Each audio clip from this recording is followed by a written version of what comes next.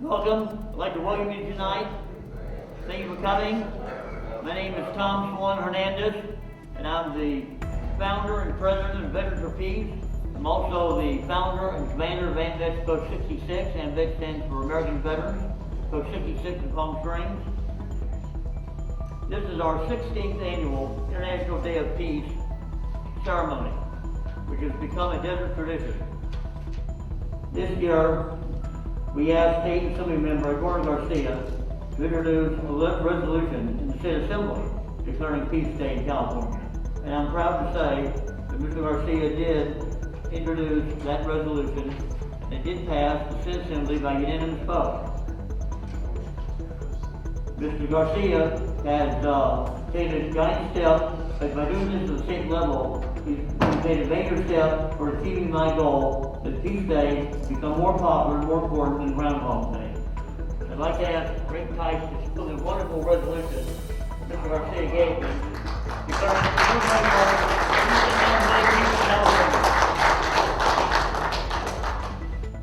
This is our first real live Peace Day event ceremony since the passing of several AMVETS Post 66 officers. That includes Mel Tibbs, Joseph Thomas, Gerald James, Charlie Sharples, and Fred Osborne. Veterans of Peace certainly misses Buzz Johansson, the husband of our dear friend Pat Johansson. VFP also has a sad heart for the late Dr. Paula Kaplan, who passed away recently and taught the whole country that PTSD for a soldier is normal reaction to him after he returns from the horrors of war. She also taught us that we should listen when Johnny comes marching home. She wrote a book to that effect. And we believe that these people were great leaders. We were blessed to be able to work with them, and we miss them, and we feel they're present with us here tonight. In 1981, the United Nations General Assembly, by unanimous vote, adopted Resolution 3667, declaring International Day of Peace, September 21st. The 2021 theme for International Day of Peace is recovering better for an equitable and sustainable world. We invite you to join this effort of the United Nations to family as we work toward recovering better for a more equitable and peaceful world. We who have taken the time to gather here tonight on Peace Day certainly want to change the world. The first step toward change is desire. Let us resolve to strive to be change makers. That we achieve our goal and achieve peace is achieved, and then our purpose will be noble and will be, as Jesus Christ said, such are the peacemakers, the of the children of God. So let us begin with peace in our hearts and change the world tonight. Finally, there is a connection between peace and the climate crisis. The West is suffering raging fires because of climate change. We know that there will be more problems with climate change in the future because resources will be scarce and countries may have conflicts trying to get those resources like water and other things. And also we know that immigration will be impacted by climate change because people that live in the countries along the equator want to move to the north. So we must advocate for more immigration reform. We're going to erect a peace ball because we want world peace. We want to end terrorism. And we're going to erect a peace ball at Judy Chase Veterans Center in Desert Hot Springs. Peace ball will say, "May peace prevail on earth" in 6 languages. It'll be also one of the languages will be Dari, which is the dialect in Afghanistan. And we're going to do that, we hope, Veterans Day, November 11th. We're trying to raise money for that peace ball. And it'll be in memory of Hunter Lopez. There'll be a bronze plaque at the base of the pole. And we'd like to pass the hat and ask you to consider donating to that cause to remember that wonderful Marine that gave his life for our country. Okay, this time I'd like to introduce our keynote speaker, Rabbi Jules King. Give him a round of applause, please.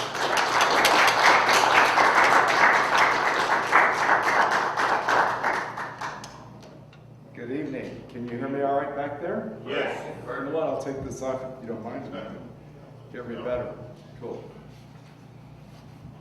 I'm grateful to be here. Thank you, Tom, for having me. And it's nice to be in person again. And so I'm grateful. I, too, come from a long history of my family who served in the military. Proud to have served myself. My daughter has served 11 years as an officer. My son-in-law.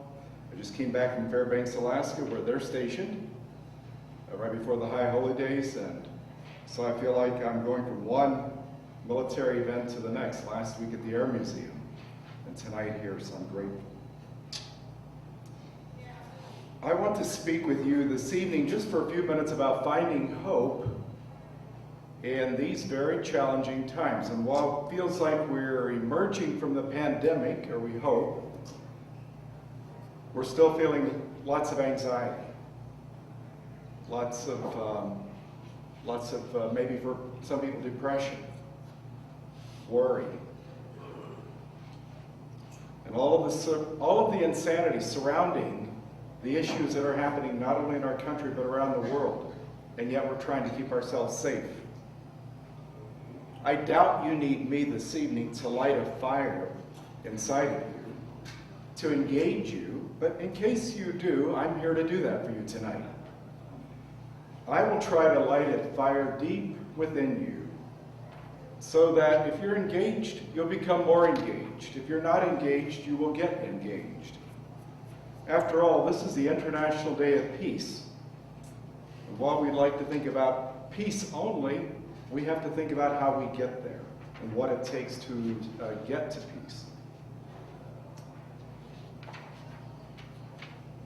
My hope is to help us individually and collectively work towards finding and establishing our own peace first. A personal peace that enables us to then be there for others and build peace not only in our community but around the world.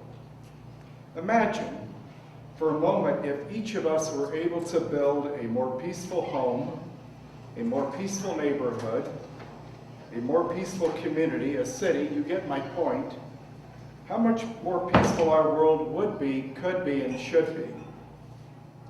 We all know far too well that peace is not a given, as we have witnessed over the past several years. And it is something that we have to work and we never give up trying for. The future, you see, is of our own personal lives and those of our families, and all we love is being dismantled in front of our eyes. Our human rights, marriage, reproductive rights, voters' rights are being stripped, making it especially difficult for our brothers and sisters of color. And your personal liberties are in danger, as are mine. Freedom of the press is threatened. LGBTQ rights are being attacked. And more are still happening in states across our nation. We've seen that over the past several years. Decency and decorum have been traded for power. Journalists and the free press are still under assault. Punishment is being exacted on those who oppose and speak up, and regrettably, the silence is deafening from the right, who have been so quick to oppose, criticize, and speak up, and allow democracy as we knew it or know it to be destroyed. It is not about the right or the left when it's all said and done, but it is about the right from the wrong. We wonder how much more we'll have to tolerate, we'll have to endure. We wonder when this insanity will come to an end. What happened to our sense of peace? When and how will we ever find hope again? I'm sure you do not need me to remind you that in the history of our country and around the world, there have been far too many periods and times of oppression, suppression, racism, homophobia, and the list is endless. And yet, there have been true leaders who have come along that have risen up to the challenge and led people to not only oppose what was happening or what is happening, but also to take action to affect and effect change. It feels like for most of my life as an openly gay man and a Jew, that like so many, I have faced discrimination and I have felt the need to protest for what should be basic human rights. The right to live, the right to be free, the right to love who I wish, to come and go without worrying about my own personal safety. And yet our nation and world are filled more and more with violence, as we can see. Peace has been a national and certainly an international issue and topic for as long as this world has existed. I think of many who have caused good trouble, as John Lewis called it, from Abraham Lincoln to Mahatma Gandhi, Dr. Martin Luther King Jr., Nelson Mandela, Harvey Milk, and of course John Lewis. Many, many others across the centuries who have stuck their necks out, risked their lives, and even gave their lives in pursuit of making a difference, saving lives, changing the future, and striving towards peace. I've often thought, now so more than ever, that these great leaders and risk takers must have gotten so angry and so fed up that they were willing to risk it all. So we will take our outrage, our frustration, will cause a little bit of good trouble, as John Lewis called it, and our sense of hopelessness, and we will use it to propel us to work even harder.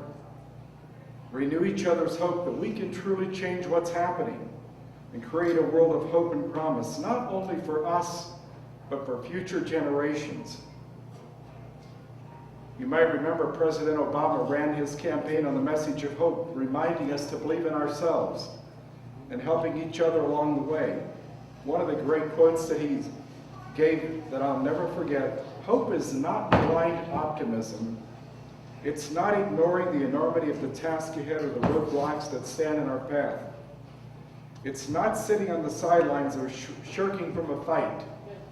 Hope is that thing inside us that insists, despite all evidence to the contrary, that something better awaits us if we have the courage to reach out for it, and to work for it, and to fight for it. Hope is the belief that destiny will not be written for us, but by us, by the men and women who are not content to settle for the world as it is, but who have the courage to remake the world as it should be. We cannot allow the negativity and all the horrible things that we are witnessing around us to hold us back, but we need to use it to propel us to make change and to do those things, to take action, to create the change that we want and need to be. We will each find our own ways to engage, now more than ever. So if you're not doing it, let's get busy. Let's write letters. Let's make calls. Let's walk in peaceful protest. Let's run for office. Let's vote. Making sure that we turn out people before the next election. It'll be here. Midterms will be here before we know it, 2022. It's absolutely critical that we get the vote out to stop the insanity, to stop those who seek to take our freedom and our rights from us and our brothers and sisters across America. We have to make our voices heard and our votes count more than ever across the nation. If we want to continue to see our nation and our ability to live in a country and a world of peace, we have no option, but we must take action. We are called to support each other, to realize that as long as we have a shred of hope, we have the possibility of creating and changing things even when they look the darkest. A few modern heroes who knew all too well what it was like to live through the darkness, yet they never gave up hope. In closing, Harvey Milk put it this way: the only thing they have to look forward to is hope, and you had better give them hope. Hope for a better world, hope for a better tomorrow, hope for a better place to come to if the pressures at home are too great, hope that all will be right. Without hope, not only gays, but the blacks, the seniors, the handicapped, the us's. The us's will give up. And if you help elect to the Central Committee and other offices more gay people, that gives a green light to all who feel disenfranchised, a green light to move forward. It means hope to a nation that has given up because a gay person makes it. The doors are open for everyone. So, his message is for us. Don't give up hope. We will beat the odds. We can make a difference. We are change makers, one person at a time. We will not stop. We will rise. So on this International Day of Peace, we will leave no stone unturned to do our part to create a more peaceful world. We will not stop working to achieve peace. We will do whatever we can to change the world, one voice, one phone call, one email, one vote, one person at a time. Peace. Salam. Shalom.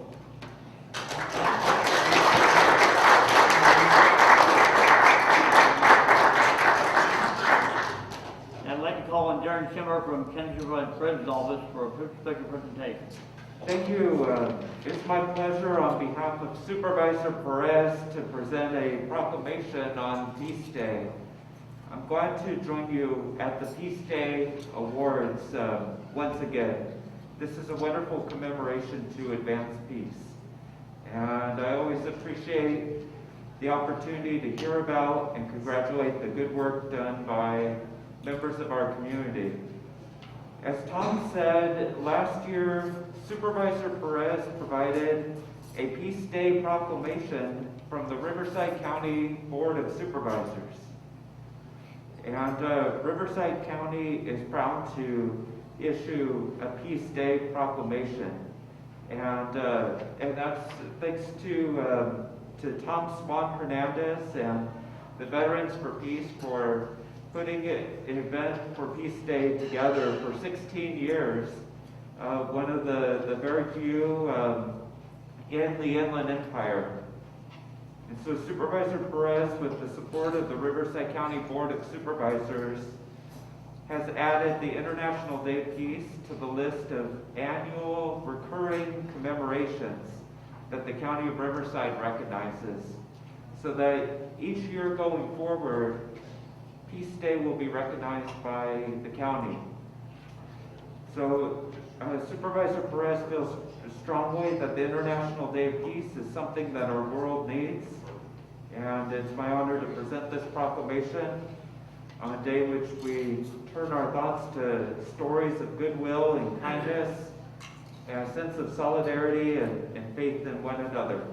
So thank you so much, Tom, for all the work that you do, and thank you for this Day of Peace.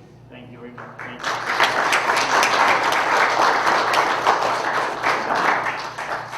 Thank you so much. Now we have a guest speaker, Ashley, from State Senator Melissa Melendez's office. And she was very nice. On Memorial Day, she gave us a resolution for the 20th anniversary of AMVETS, or AMVETS Post. We really appreciate it. She's here to be our guest speaker. Thank you. Good evening, and thank you so much, Tom. And on behalf of Senator Melendez, a Navy veteran, we want to thank the Veterans for Peace, AMVETS Post 66, and especially you, Tom. You've always just been so kind. And so thank you so much for everything, and for asking our office to join in today's 16th Annual International Day of Peace Award Ceremony. And I look forward to the award ceremony and honoring this year's recipients, and here's to hoping one day that we can celebrate International Day of Peace every day, not just Monday. So thank you all so much.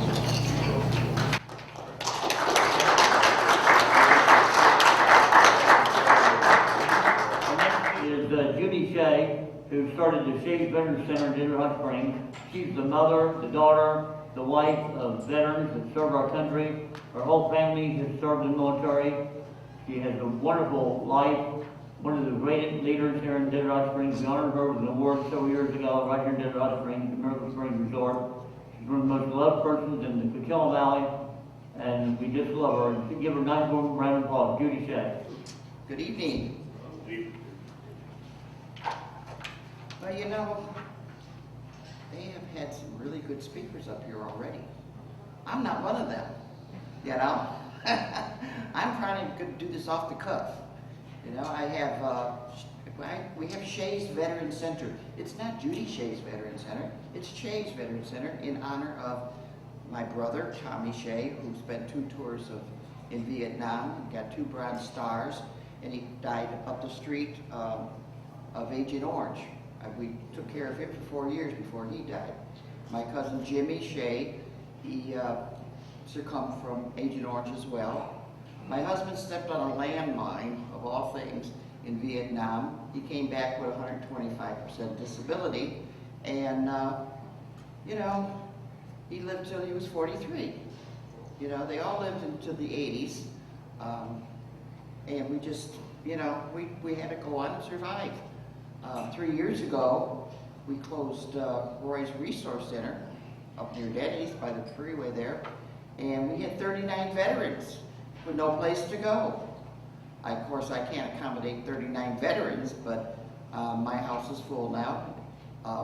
Like I said, it's in honor of my family. My auntie was about this big, and she was a sergeant in World War II. You know, I got a picture of her at my center if anybody ever wants to see if I'm telling the truth or not, because she's holding this baby. In 1945, and guess who that was? You. Me. But, you know, it's been, now Hunter Lopez, what a shame. Now he's, by marriage, my daughter-in-law's, it's his cousin. So that makes her children, my grandchildren and my great-grandchildren, his cousins. I don't know, they're second or third removed, whatever it is. But we want to definitely honor him, and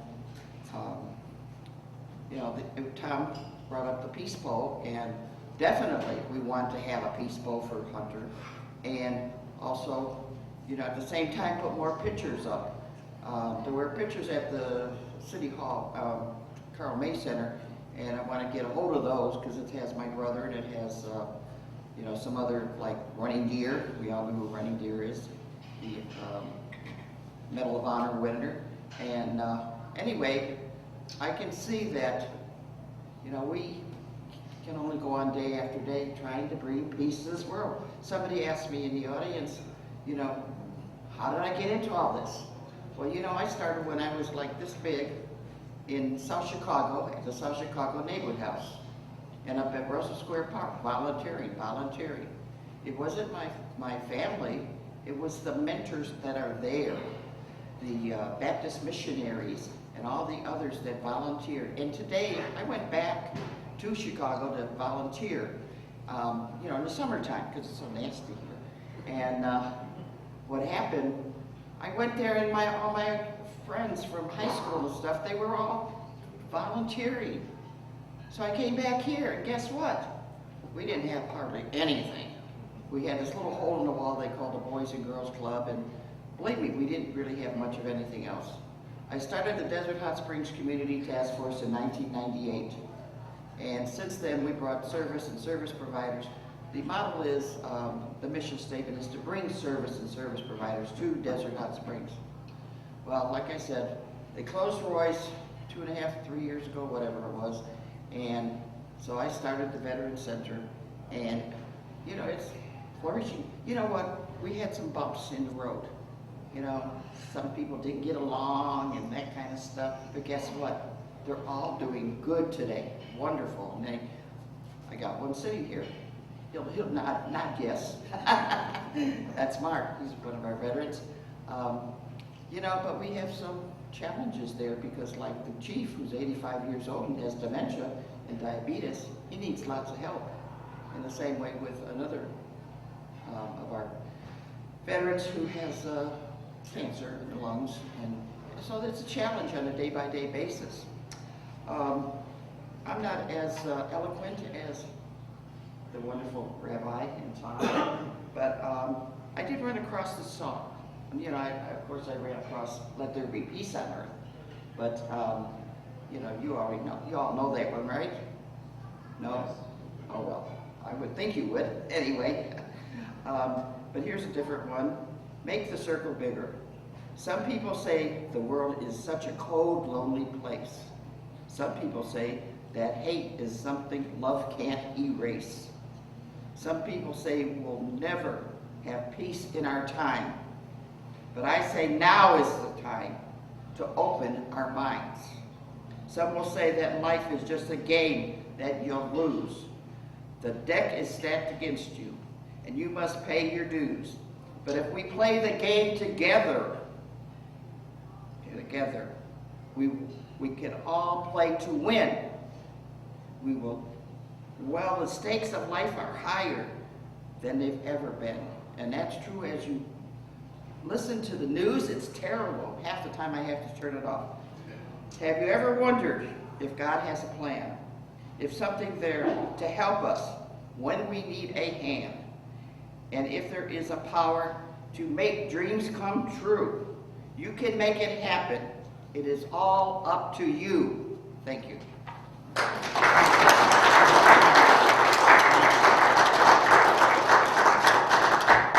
Our next guest speaker is Patrick Weiss. He's a leader, community activist, leader here in the Cathedral Valley. He's active in the Democratic Party where he's a leader. He's also a leader trying to create more affordable housing in Palm Springs. And he's voluntarily donating masks and food to homeless and to immigrants. And he's a wonderful person. We're grateful to have him tonight. Patrick Weiss. Thank you, Veterans for Peace, for inviting me to speak. It's an honor to be here.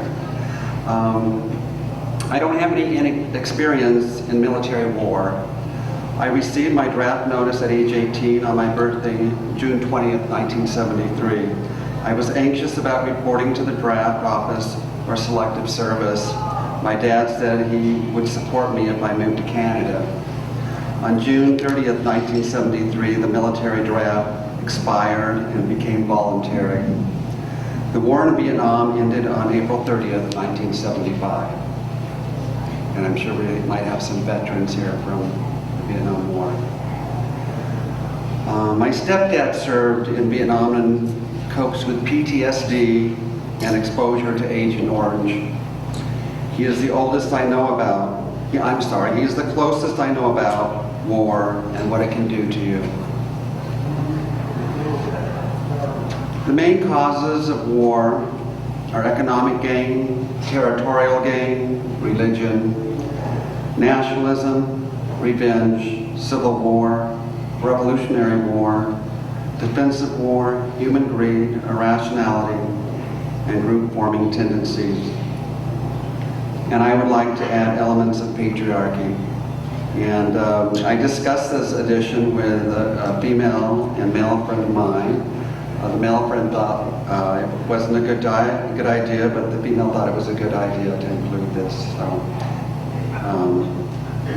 I decided to go ahead and add it. The first war in recorded history took place in Mesopotamia in c. 2700 BCE between Sumer and Elam. Humans have been at peace for 268 years of the past 3,400 years, or just 8% of recorded history. The U.S. has been at war 222 out of 239 years. There are currently 40 ongoing conflicts in the world today. There is no scientific proof that war is ingrained in human nature, according to Rutgers University Newark study. Another source reads, human nature is the primary cause of war.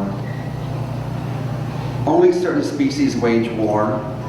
Humans, ants, and chimpanzees are the only organisms that wage organized warfare. But I'm here to talk about peace. The peace that matters. Peace, as defined by Merriam-Webster Online Dictionary, is 1, a pact or agreement to end hostilities between those who have been at war or in a state of enmity. 2, absence of war and conflict. 3, harmony in personal relations. And 4, freedom from disquieting or oppressive thoughts or emotions. The online dictionary described peace as a plural noun, to me, peace is also a verb that requires action and learning. We alone cannot control or stop the 40 conflicts or wars going on in the world today. We can influence our local community by taking action, by joining groups that are against war, prejudice, discrimination, hostility, and violence, or in other words, strive towards harmony in personal and community relations. As coordinator of the Affordable Housing and Homelessness Committee of Courageous Resistance of the Desert, I receive a sense of peace, joy, and satisfaction by helping donate food, masks, and supplies to services like Well in the Desert, Shays Veterans Center, Safe House of the Desert, Martha's Village, Coachella Valley Rescue Mission, the Paths Safe Haven, and Sanctuary House. At Imperial Regional Detention Center, 700 masks made by Coachella Valley mask makers were delivered to asylum seekers. And the Galilee Center, where about 5,000 masks were delivered for refugees, farm workers, and the needy. I am grateful to receive support from Courageous Resistance of the Desert volunteers who donate food, money, and time. With an out-of-control pandemic and the aftermath of George Floyd being murdered,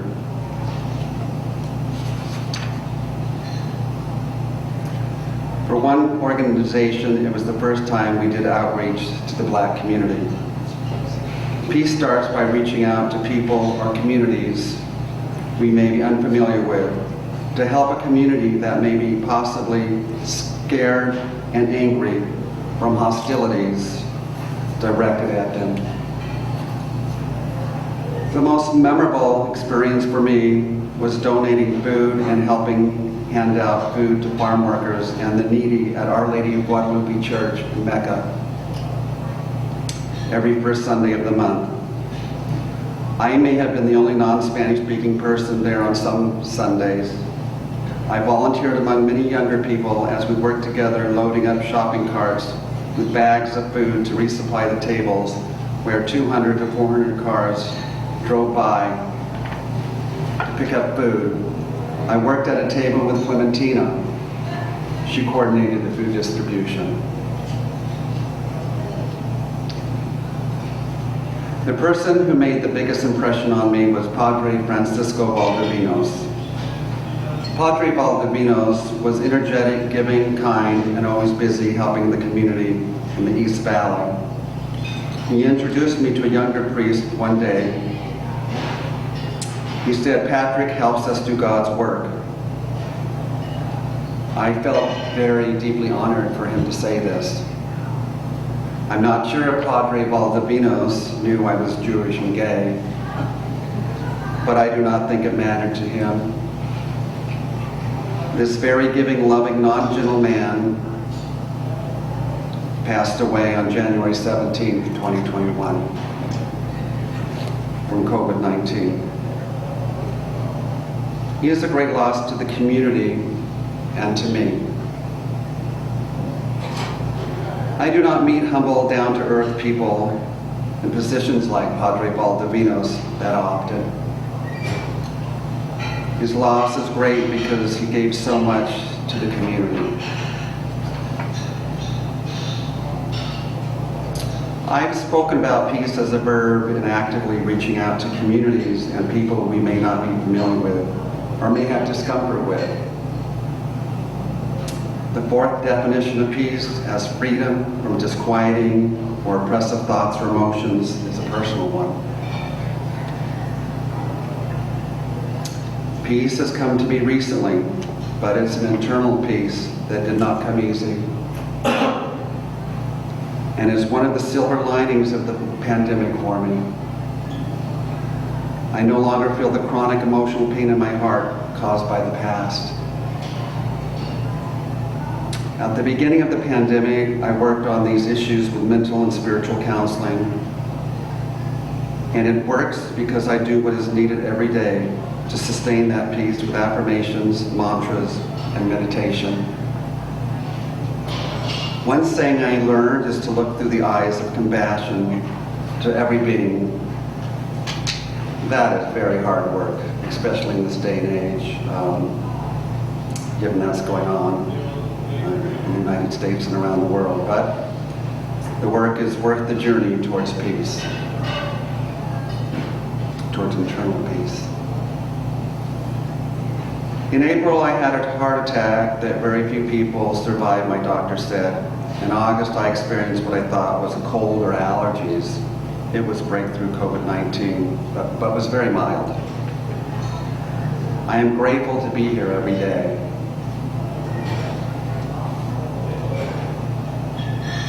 Peace is helping and understanding others. Peace is healing the past. Peace is belonging to groups that seek peace. Peace begins with me and you. Peace is within and here now if one seeks and works at it. We cannot stop the 40 conflicts around the world, but we can seek peace in our communities and reach out to others who are in need. We can heal our internal pain caused by the past and live for today. This is the peace that matters. Thank you.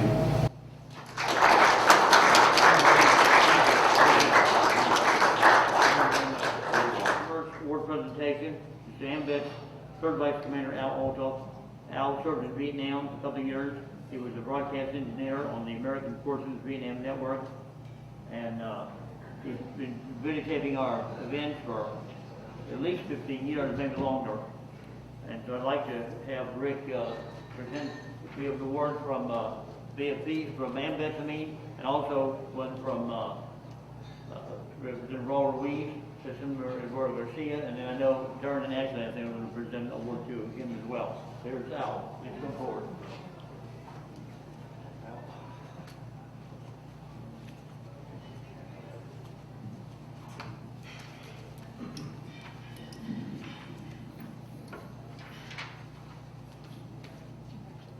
Oh, thank you.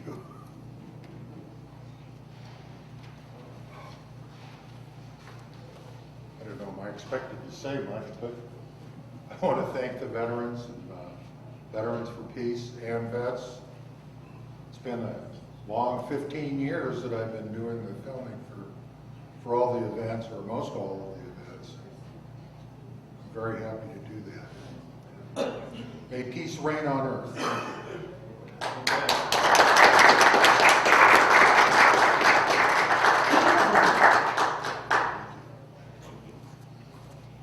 The second AMVETS award goes to Palm Springs Fallen Heroes Project, which remembers people that lost their lives in war during the World War II, where I learned that there were 16 local veteran soldiers that died in that war, Korean War, Iraq, and Afghanistan. Lee Wilson Jr., a Marine Corps veteran, he's also a Cathedral City High School history teacher, began this program in 2012 to honor 2 of his students that were killed in war. And he decided to do this. It's a wonderful project. He has a display over here, as you might have seen. He's really touched the hearts of people when he has this display. You see the face of the person that died. You have a little history about him. We're so grateful that Lee's doing this. It's a wonderful program. I'm glad to present him with an award too. Thank you, sir. Congratulations, Rabbi. Oh, goodness. I didn't know I was getting all this stuff. I just thought,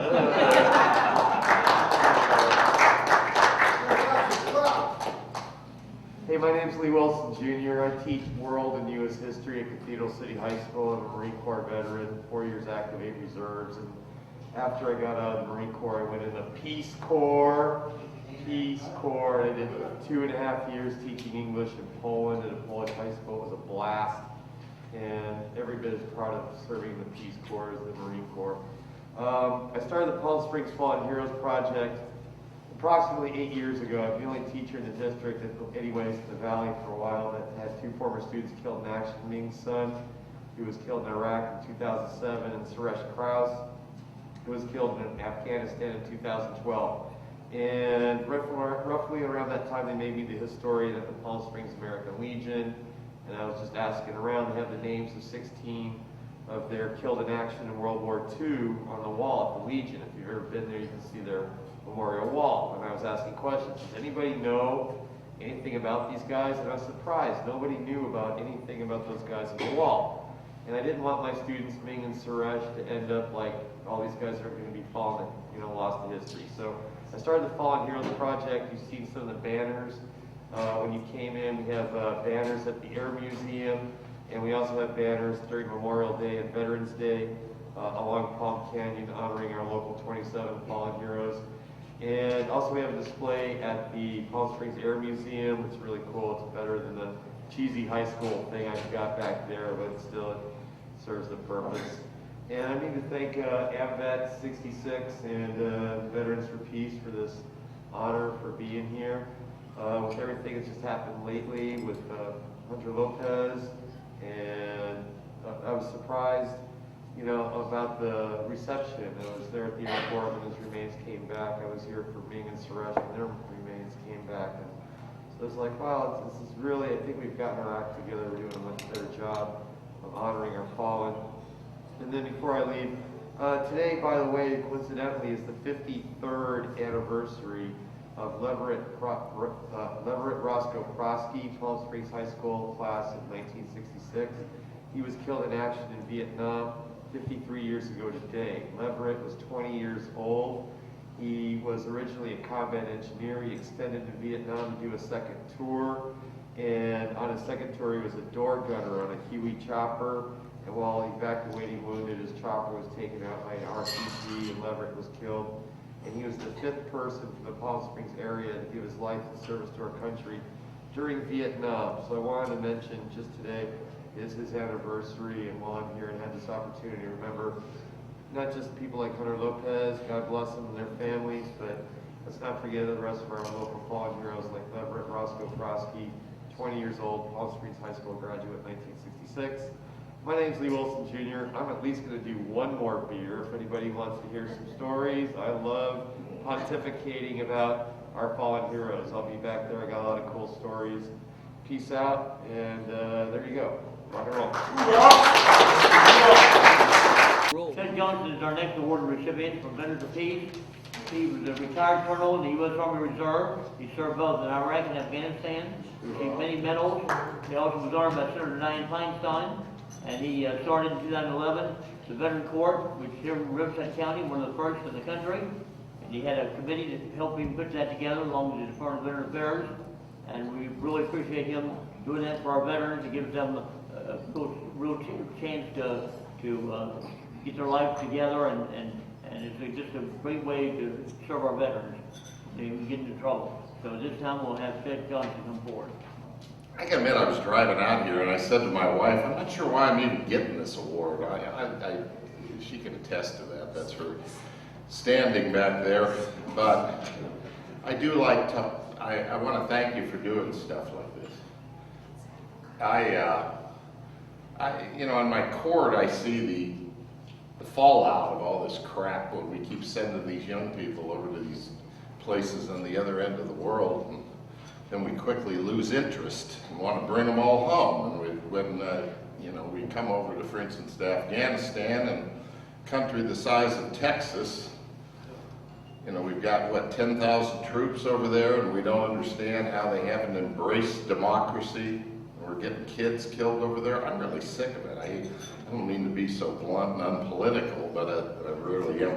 But because what I deal with every day, I deal with veterans that come before me with post-traumatic stress disorder, traumatic brain injury.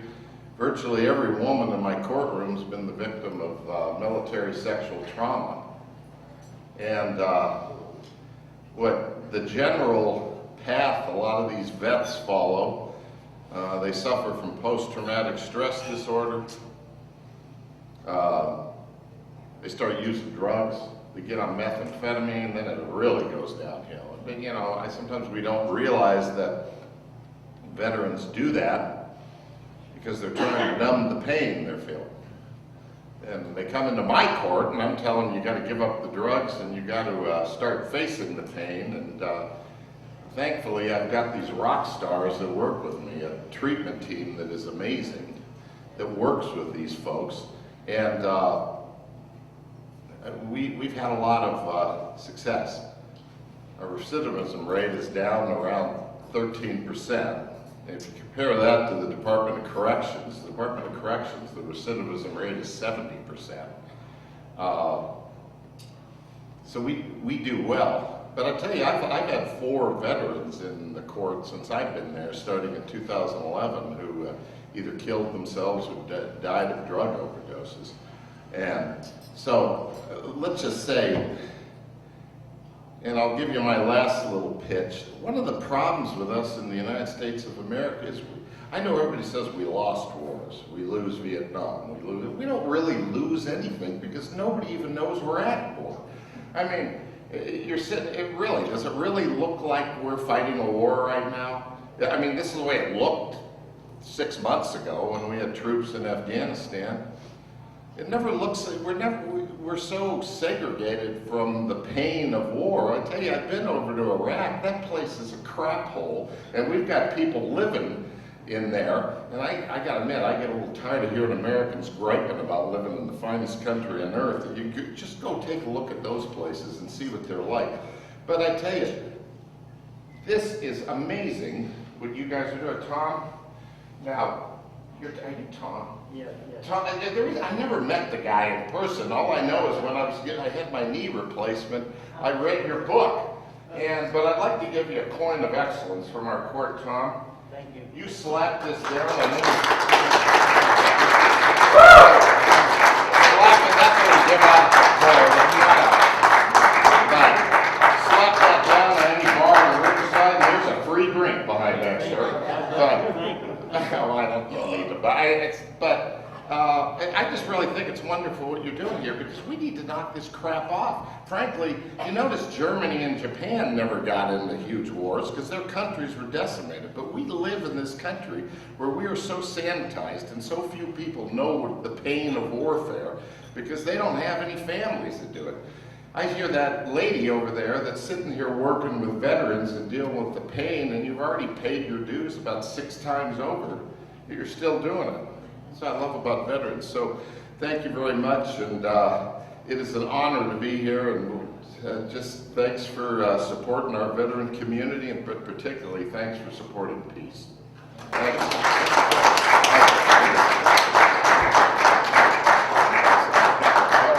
Oh, wow. Oh, Melendez. Oh, good. Thanks, you guys. Thank you. Our last award goes to the Veterans for Peace Vice President, Corbin Bratton, who's the rock, who has been with us for so long and is steady as we chart a course for world peace. He's always faithful, always there with us, become the rock. So we'd like to send the award to Corbin Bratton. He also served in Vietnam. This is just a little bit off topic tonight, but in case anybody was wondering, just curious, if you'd gone since fall of 2019, all through 2021, 2020 pandemic, and right up till today, and never cut one hair on your head, what would it look like? There you go. Just to let you might want to know, you can't get away with that on active duty. I'd like to first just wish you all a wonderful International Day of Peace. Tom referred to me as a rock. I'm a pebble compared to Tom. I mean, you must know that Tom is the rock of our Veteran for Peace local chapter. And he's compromised eyesight, but he's there. He's made our local chapter known nationally. He's met a lot of famous, wonderful people, and really spread our message. And so we should be very proud of Tom Solon Hernandez our president. Other than that, I would just basically say that I thank you for the honor today of recognizing me. I've been very happy to serve as the vice president under Tom for the last 10 plus years. I'm not sure exactly how many. We did recently, as everyone knows, bring home some troops. Every Veterans Day, Veterans for Peace marches in the parade, and we always carry a banner that says, bring home more troops, and we did it. Whether you like the way it was done or not, we brought home some troops, so I think that's great. Other than that, I guess I would just say, I hope our Veterans for Peace group continues to work for peace and one God, one world, and one human race. Thank you.